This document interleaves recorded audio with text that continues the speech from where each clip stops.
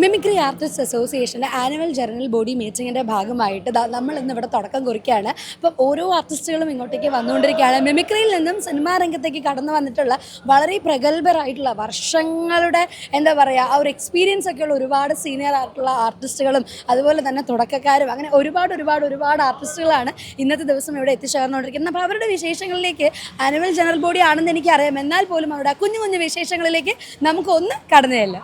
അപ്പം വിശേഷങ്ങളിലേക്ക് നമുക്ക് കടന്നല്ല. അപ്പം എൻ്റെ അടുത്ത് ആദ്യം എത്തിയിട്ടുള്ള അതിഥി നമുക്ക് എല്ലാവർക്കും പ്രിയപ്പെട്ട പ്രിയങ്ക ചേച്ചിയാണ്. ചേച്ചി, ഇത് എന്റെ മൈജി അല്ലേ? അതെ, നമ്മള് മീഡിയ പാർട്ട്ണറാണ്. ഞാൻ അലീക്കയുടെ 1 to Talksന്റെ സൈഡിൽ നിന്ന് വന്നിരിക്കുകയാണ്. ചേച്ചി സുഖമായിട്ടിരിക്കണോ? എന്തൊക്കെയുണ്ട് വിശേഷം എന്ന് പറഞ്ഞു? വിശേഷം എന്ന് പറഞ്ഞാൽ ഇപ്പൊ നമ്മുടെ ഈ സംഘടനകളുടെ ഒക്കെ മീറ്റിംഗ് വരുന്ന ഒരു സമയമല്ലേ. ഞാൻ അമ്മയിലുണ്ട്, ആത്മയിലുണ്ട്, ഈ മാലും ഉണ്ട്.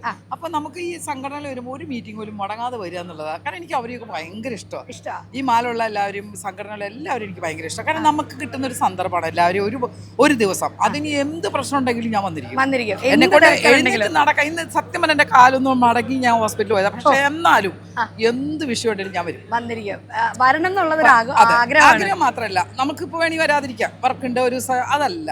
ഇവിടെ വരുമ്പോ എന്ന് വെച്ചാൽ ഇവരെ കാണാനും നമ്മുടെ കൂടെ അമ്മയിലും ആത്മയിലും ഇല്ലാത്ത കുറെ പേര് ഇവിടെ ഉണ്ട്.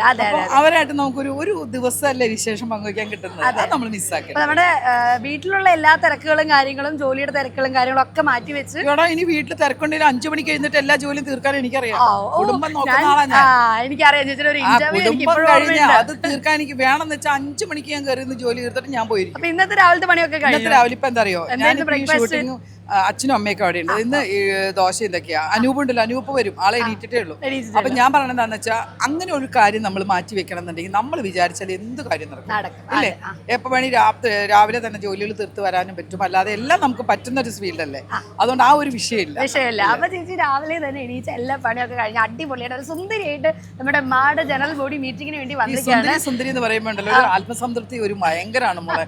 അത് പറയും തോറും എന്റെ സൗന്ദര്യം വർദ്ധിച്ചോണ്ടിരിക്കും. എപ്പോ കാണുമ്പോഴും ഞാൻ ഉറപ്പായിട്ട് ഉള്ളതുകൊണ്ടാണല്ലോ നമ്മൾ പറയുന്നത്. ഒരു നുണയോ ഒരു മായവും നമ്മൾ പറഞ്ഞിട്ടില്ല. സൗന്ദര്യം മനസ്സിനാണ്. നമ്മൾ മനസ്സോടെ എപ്പോഴും ആൾക്കാരോട് സംസാരിക്കുന്ന രീതി അനുസരിച്ച് നമ്മുടെ സൗന്ദര്യം കൂടും. അതെ, അപ്പൊ സന്തോഷമുണ്ട്. ഒരു കാര്യം കൂടെ ചോദിക്കട്ടെ, ഇങ്ങോട്ടേക്ക് ഇന്നിപ്പോ ഇങ്ങനെ ഉണ്ട് നമ്മുടെ മീറ്റിംഗ് ഉണ്ടെന്ന് ഓർത്തപ്പം ചേച്ചിക്ക് പെട്ടെന്നൊന്ന് കാണണം, അല്ലെങ്കിൽ ഒരുപാട് സുഹൃത്തുക്കൾ ഇവിടെ ഉണ്ടെന്ന് എനിക്കറിയാം, പക്ഷെ പെട്ടെന്ന് മനസ്സിലേക്ക് വന്ന ആളാരായിരുന്നു? ഒരാളെ കാണണം എന്ന് വിചാരിക്കുന്നത്? അങ്ങനെ ഇന്ന ആളൊന്നുമില്ല. നമുക്ക് ഇവിടെ കാണാത്ത കുറച്ച് പേര് അങ്ങനെ വരുമ്പോഴാണ് നമ്മൾ കണ്ട് അവരോട് പരിചയം പുതുക്കണം. അപ്പൊ നമുക്ക് വരുമ്പോൾ നമ്മുടെ തന്നെ കുറെ പേരുണ്ട്. സരിക, ദേവി, ഞങ്ങളൊക്കെ ഒരു ഫ്രണ്ട്ഷിപ്പ് ഉള്ള ആൾക്കാരാണ്. ദസ്നി ഉണ്ട്, ഞങ്ങൾ ലേഡീസ് കുറച്ച് പേര് പുതിയ ആൾക്കാരുണ്ട്. ഇവരൊക്കെ നമ്മൾ പരിചയപ്പെടും. എന്തെങ്കിലും വർക്ക് വരുവാണെങ്കിൽ നമ്മൾ അവർക്ക് വിളിച്ചു കൊടുക്കാൻ വരെ എനിക്ക് പറ്റണമെന്നല്ല ഞാൻ ചെയ്യാറുണ്ട്. സന്തോഷമായിട്ട് എനിക്ക് ഭയങ്കര ഇഷ്ടമാണ്. എന്താ വെച്ചാൽ ആർക്കെങ്കിലും ഒരു ഹെൽപ്പ് ചെയ്യുക എന്നുള്ളത് വലിയൊരു കാര്യമാണ്. ഇപ്പം മിമിക്രി അസോസിയേഷൻ ആയതുകൊണ്ട് തന്നെ മിമിക്രിയിലൂടെ കടന്നു വന്നിട്ടുള്ള കലാകാരന്മാരും കലാകാരികളുമാണ്. ചേച്ചിക്ക് ഓർമ്മയുണ്ടോ ചേച്ചി ആദ്യമായിട്ട് ചെയ്തൊരു മിമിക്രി എന്താണ്, അല്ലെങ്കിൽ എന്തിലൂടെയാണ് അങ്ങനെ വന്നിട്ടുള്ളത് എന്ന്? ഞാൻ സത്യം പറഞ്ഞ എല്ലാ സ്റ്റേജിലും പോയിട്ട് നമസ്കാരം, ഞാനിവിടെ വരാൻ സാധിച്ചതിൽ സന്തോഷമുണ്ട്, നിങ്ങളെയൊക്കെ കണ്ടു, ഞാൻ ഇതിൻ്റെ ഉദ്ഘാടനം കഴിയുകയാണ്, ഞാൻ പോവുകയാണ്, നമസ്കാരം, വല്ല സ്കിറ്റും ചെയ്യും, അങ്ങനെയാണ്. അപ്പം ഞാൻ ഓർത്തു നമ്മൾ വന്ന് ഈ ആൾക്കാരിൽ നിന്ന് സാമ്പത്തികം നമ്മൾ മേടിക്കുമല്ലോ, എന്തേ നമ്മുടെ വരുമാനം അതൊക്കെയല്ലേ. അപ്പം ചോദിച്ചു ഈ പൈസ മേടിക്കുന്നത് നമുക്ക് എന്തെങ്കിലും ഒരു നല്ലത് ചെയ്യേണ്ടതെന്ന് ഓർത്താണ് ഞാൻ ആ പാട്ടിൻ്റെ ഒരു സംഭവം ഏതക്ഷരം പറഞ്ഞാലും പാടുന്നു സ്റ്റേജിൽ ചെയ്യാൻ തുടങ്ങിയത്. അതെനിക്കൊരു വലിയ ഫസ്റ്റ് സ്റ്റേജ് ചെയ്യാൻ സത്യം പറഞ്ഞ വരച്ചിട്ടാണ് ചെയ്തത്. ഏതക്ഷരം ചോദിച്ചാലും സാഗരങ്ങളെ പാടി ഉണർത്തി അടുത്തക്ഷരം പറഞ്ഞു ഏതക്ഷരം പറഞ്ഞാലും ഞാൻ പാടും.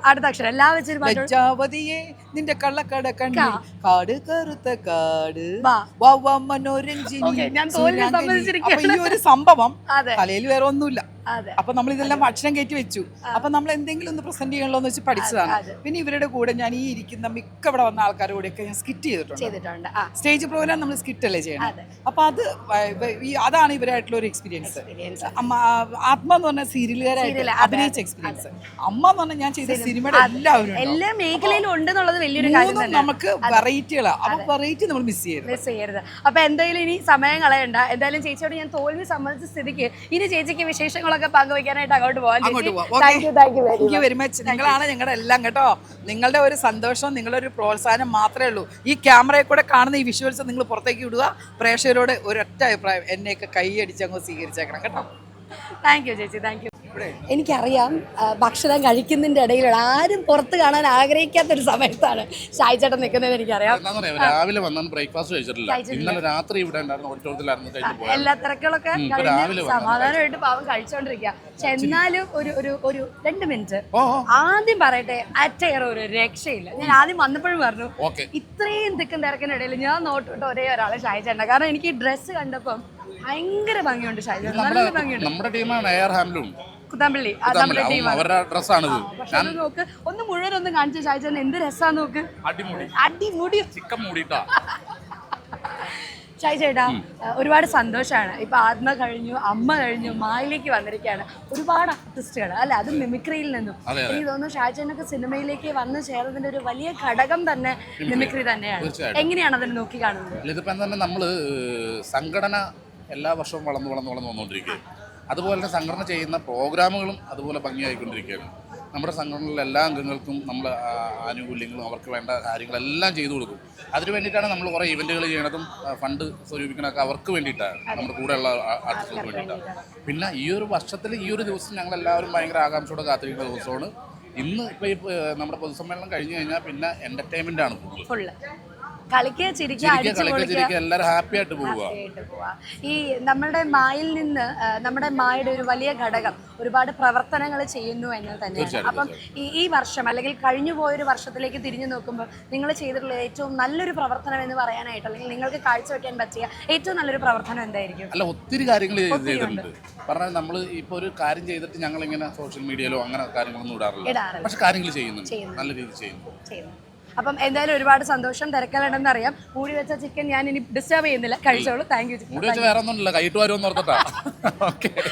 ചേട്ടാ, thank you very much. MyG വീട്ടിലൊരു വാഷിംഗ് മെഷീൻ എന്ന പദ്ധതിയുമായി മുന്നിട്ടിറങ്ങിയിരിക്കുന്നു. ഈ പദ്ധതി പ്രയോജനപ്പെടുത്താൻ അടുത്തുള്ള മൈജി ഫ്യൂച്ചർ സ്റ്റോറിലെത്തൂ. MyG future, experience the next. പൂവ് പോലൊരു പുട്ടുണ്ടേ അജ്മിയുടെ പുട്ടും. വിളമ്പാം നല്ല വിശേഷം. അജ്മി സ്റ്റീം മെയ്ഡ് പുട്ടുപൊടി.